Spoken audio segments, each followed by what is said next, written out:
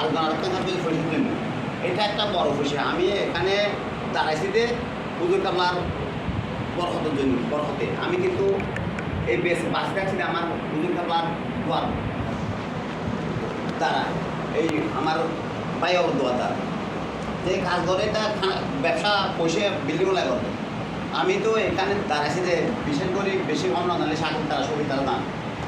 আমার এই হুজুর কাবলা এখানে 2 বছরের পরে এখানে আনছে যে হুজুর কাবলার সামনে ওই যে কাজ করে যে পয়সা লাগে করবে, কিন্তু এখানে পয়সা দিয়ে আমার এটা দাঁড়াতে পারবে না। যারা মহব্বত করে কাজ করবে হুজুর কাবলা এটা দেখবে। তারপর আরেকটা কথা হলো আমার বড় নম্বর ইউনিয়ন শাখার আমি অর্থ সম্পাদক। এখানে যদি কোনো সমস্যার সমাধান যদি দরকার হয় ইউনিটিতে আমাদের বললে আমরা সভাপতি সেক্রেটারির কাছে অনুমোদন দিয়ে যেভাবে করতে হয় এভাবে করবো। তো এটা কত হলো আন্তরিকতাভাবে করলে, কিন্তু 10 নম্বর আমাদের 14টি নিট। 14টি নিটের মধ্যে প্রথমে নিটের সবচেয়ে সুশৃঙ্খল আছে যে শহীদুলের বাড়িটা আগের থেকে সবচেয়ে সুশৃঙ্খল আছে।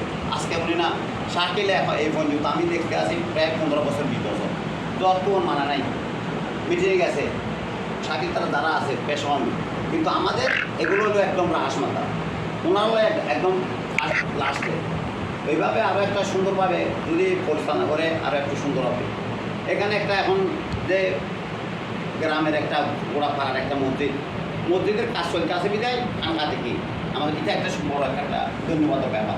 অন্য অন্য জায়গায় কানকা আছে কিন্তু সবাই বলে আমি এখানে এত পারবো না, মানে একটা আমার সমস্যা আছে। এখানে এই সমস্যাটাই কি নাই, শৈলের বাড়ি নাই।